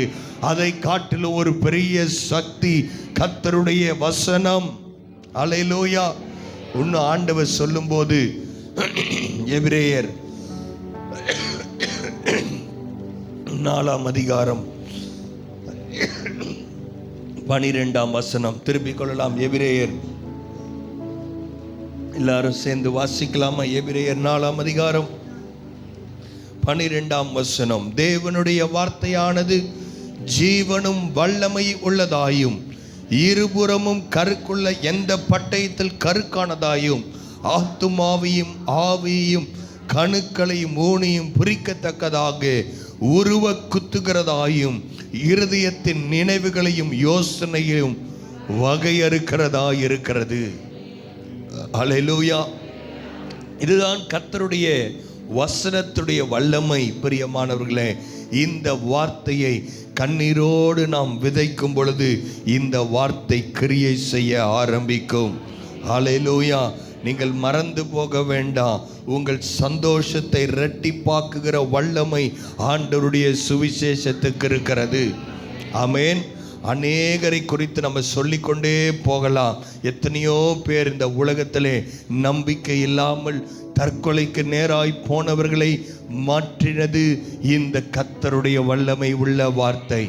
ஏன் உங்களை மாற்றிய காலை நேரத்திலே கூட்டிக் கொண்டு வந்திருக்கிறது கர்த்தருடைய வார்த்தை. ஆமென். ஹல்லேலூயா. இப்படி கர்த்தருடைய வார்த்தை பிரசங்கிக்கப்பட்டு கொண்டிருக்கும் போது பல நூற்றாண்டுகளுக்கு முன்பதாக ஸ்காட்லாந்து என்கிற ஒரு தேசத்திலே ஒரு மனிதன் பிரசங்கித்து கொண்டிருக்கிறார். ஒரு ஊழியக்கார் சொன்னாரு, இந்த மாதிரி ஆத்துமாக்கள் ஆண்டவராக இயேசுவை அறிந்து கொள்ளாமல் ஆப்பிரிக்கா தேசத்திலே அவர்கள் இருக்கிறார்கள் என்று சொன்னவுடனே அங்கிருந்த வயதானவர்கள் எல்லாரையும் பார்த்து அவர் சொன்னாரு, ஆத்தும ஆதாயம் செய்ய ஒருவராகிலும் எழும்ப வேண்டும் என்று சொன்ன பொழுது அங்கிருந்த நிறைய வயதானவர்கள் அவர்கள் சும்மா உட்கார்ந்து கொண்டிருந்தார்கள். ஆனால் அங்க இருக்கிற அந்த பியானோ வாசிக்கிறவங்க, அந்த கீபோர்டு வாசித்து கொண்டிருந்த ஒரு வாலிபன் எழுந்தான். அவனுடைய பெயர் டேவிட் லிவிங்ஸ்டன். அல்லேலூயா. அவன் எழுந்து சொன்னான், ஆண்டவரே, இந்த உலகத்தில் எந்த பகுதியில் நீர் என்னை காண்பிக்கிறீரோ, நீர் என்னை எப்படிப்பட்ட மிஷனரியாய் அனுப்புகிறீரோ, நான் போவதற்கு நான் ஆயத்தமாயிருக்கிறேன். அல்லேலூயா என்று சொன்ன டேவிட் லிவிங்ஸ்டன் அவனுடைய 9-10 வயதுக்குள்ளதாகவே அவன் 119 சங்கீதத்தில் இருக்கிற 176 வசனங்களை அவன் மனப்பாடம் செய்தான். கர்த்தருடைய வார்த்தை அவனுக்குள் கிரியை செய்ய ஆரம்பித்தது. அவன் வாலிபனானான். அவன் ஒரு பெரிய பணக்கார குடும்பத்தில் பிறக்கவில்லை என்று சொன்னாலும் அவன் ஒரு மெடிசனை அவன் படித்து முடித்தாலும் அந்த ஆப்பிரிக்காவை குறித்ததான ஒரு தரிசனம், ஒரு பாரம் கர்த்தர் அந்த டேவிட் லிவிங்ஸ்டனுக்குள் கொடுத்தார். உடனடியாக அவன் கிளம்பி அந்த ஆப்பிரிக்காவின் காடுகளுக்குள் போனான். அநேகர் அவனை ஏற்றுக்கொள்ளவில்லை. அவனுக்கு அந்த பாஷைகள் அவ்வளவாய் தெரியாது. அங்கே ஆப்பிரிக்கா காடுகளிலே ஜனங்களை கொன்று சாப்பிடுகிறவர்கள் இருக்கிறார்கள் என்று கேள்விப்பட்டாலும் ஆத்தும பாரம் அவனை உந்தி தள்ளி அந்த ஆப்பிரிக்கா காடுகளில் போனது. அங்கே ஆயிரக்கணக்கான வில்லேஜ் கிராமங்கள் இருந்தது. அந்த கிராமங்களில் எப்படியாவது இயேசுவின் நாமத்தை நான் சொல்ல வேண்டும் என்கிற ஒரு தைரியத்தோடு அவன் அங்கே போனான். ஆமென். அங்க போய் கொஞ்ச நாட்களிலே ஆண்டவரை குறித்து அநேக காரியங்கள் அவன் சொல்லிக் கொண்டிருந்தான். அவனுடைய தரிசனத்துக்கு ஏற்ற ஒரு மனைவியை கர்த்தர் கொடுத்தார். 2 பேர் அங்க போய் ஊழியம் செய்து கொண்டிருந்தார்கள். அங்கே காலரா போன்ற மலேரியா போன்ற வியாதிகளுக்கு இப்பொழுது மருந்து இருக்கிறது. அந்த 18ஆம் நூற்றாண்டில் அங்கே மருந்துகள் கண்டுபிடிக்கவில்லை. அவன் வைத்திருந்த அவர்களுக்கு கர்த்தர் கொடுத்த 2 குழந்தைகளும் இறந்து போனார்கள் அதே ஆப்பிரிக்கா காட்டில். இருந்தாலும் அவன் ஊழியத்தை நிறுத்தவில்லை. டேவிட் லிவிங்ஸ்டன் சொன்னா, இன்னும் என்னுடைய வேலை இங்கே முடியவில்லை. இன்னும் இயேசுவின் பெயரை கேட்காதவர்கள் இந்த காடுகளில், ஆப்பிரிக்கா காடுகளில் வாழ்ந்து கொண்டிருக்கிறார்கள் என்று சொல்லி அவன் கண்ணீரோடு விதைத்து கொண்டே இருந்தான். ஒரு நாள் அவங்க மனைவி, அவங்களுக்கு அந்த காலரா வியாதி வந்து விட்டது. அவர்கள் சொன்னார்கள், டேவிட் லிவிங்ஸ்டன், இனி இந்த இடத்திலே நான் இருந்தால் நான் மரித்து போய் விடுவேன், என்னை திரும்ப ஸ்காட்லாண்டுக்கு அனுப்பிச்சிருங்கன்னு சொன்ன உடனே அவங்க மனைவியை ஸ்காட்லாண்டுக்கு அனுப்புறாரு. அங்கே போய் அவர்கள் பேசிக்கொள்ள முடியாது. ஃபோன் கிடையாது, ஒழுங்கான போஸ்டல் வசதியெல்லாம் கிடையாது. பல வருடங்கள், 1 வருடம் 2 வருடம் இல்லை, 5 வருடங்கள் அவர்கள் பிரிந்திருக்க வேண்டிய நிலைமை. அங்கே கொஞ்சம் கொஞ்சமாக அவங்களுக்கு கொஞ்சம் நல்ல மெடிக்கேஷன் கிடச்சிச்சு. 5 வருஷம் கழித்து அவர் போய் அங்கே அவங்க மனைவியை பார்க்கிறார். ஆனால் போய் பார்க்கும் பொழுது இந்த மனிதனுடைய நிலைமை, அவரை பார்த்த உடனே, டேவிட் லிவிங்ஸ்டனை பார்த்த உடனே அவங்க ஒய்ஃப் இவங்க வேற யாரோன்னு நினைக்கிற அளவிற்கு அவருடைய கலர் எல்லாம் போயிருச்சு. அவர் ஒரு இடத்துல போய் அவர் ஊழியம் செய்ய போகும்போது அவருடைய கண் போய் விட்டது. ஒரு இடத்தில் அவர் ரொம்ப உற்சாகமாக அவர் அந்த அடிமைத்தன ட்ரேட், அடிமை வியாபாரத்தை அவர் ரொம்ப வெறுத்தார். இந்த காட்டுக்குள்ள போய் சொல்லும் பொழுது ஒரு இடத்துல ஒரு சிங்கம் வந்து அவருடைய ஒரு கையை பிடித்து கடித்து விட்டது.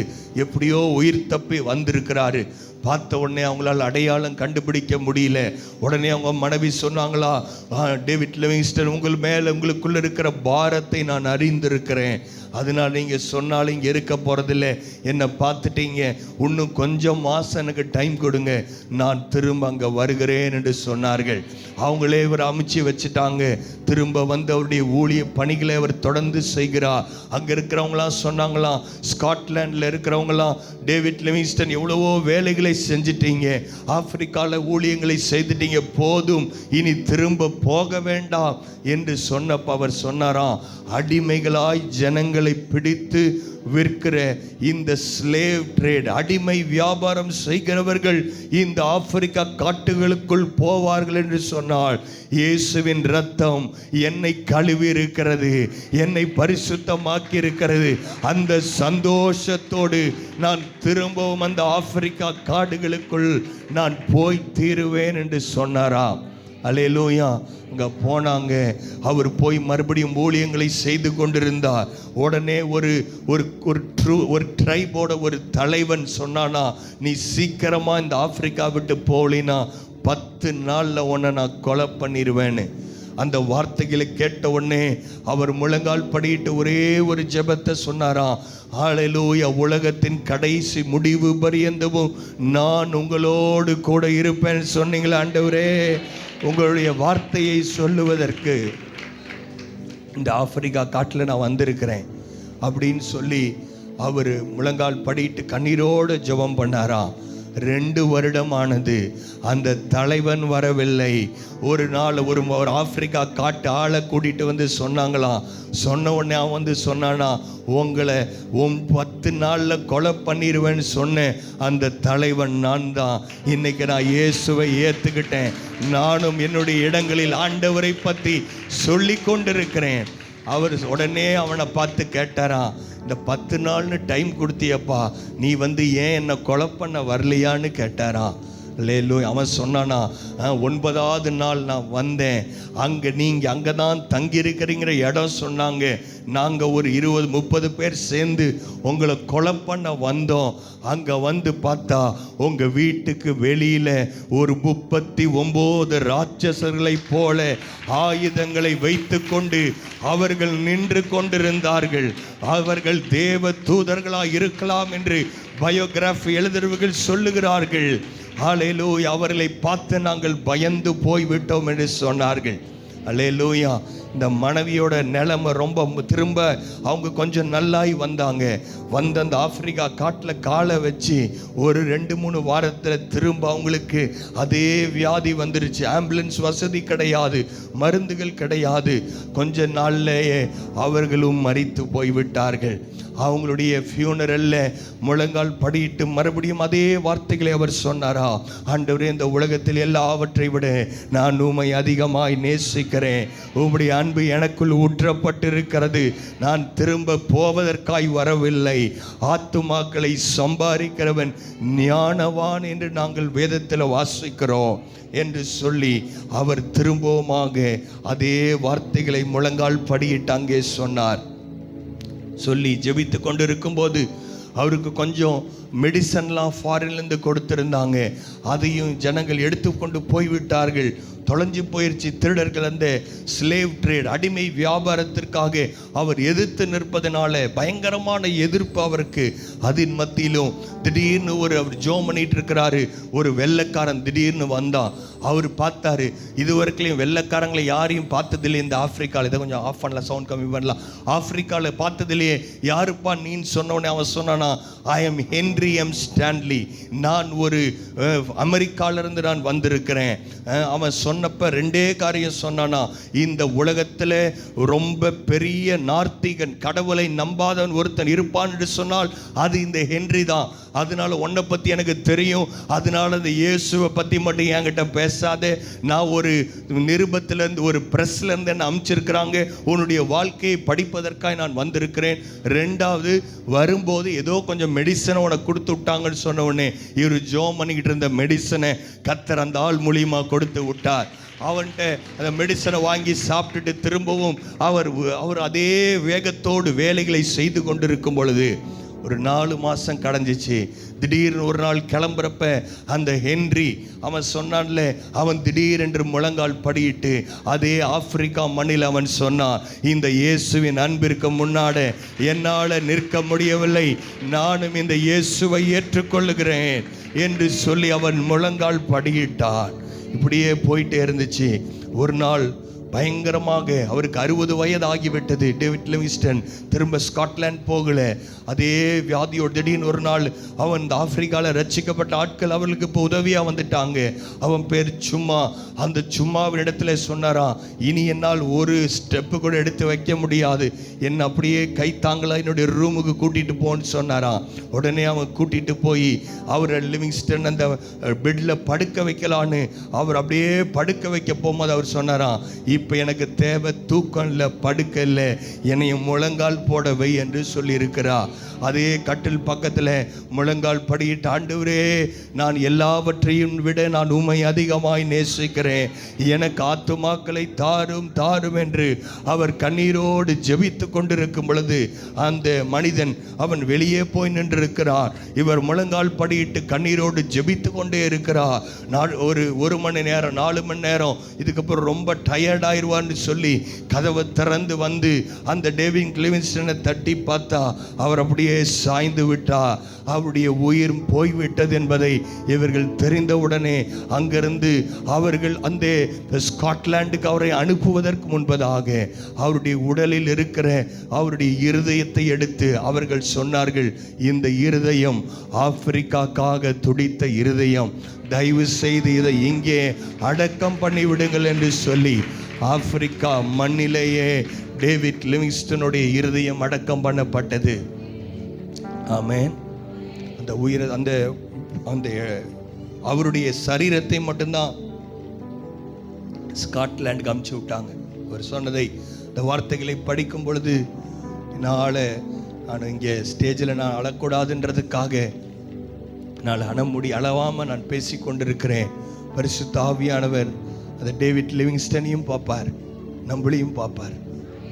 அவருக்கும் அதே ரத்தம் தான், நமக்கும் அதே ரத்தம் தான். அது இயேசுவின் ரத்தம் தான் நமக்காக கொடுக்கப்பட்டிருக்கிறது.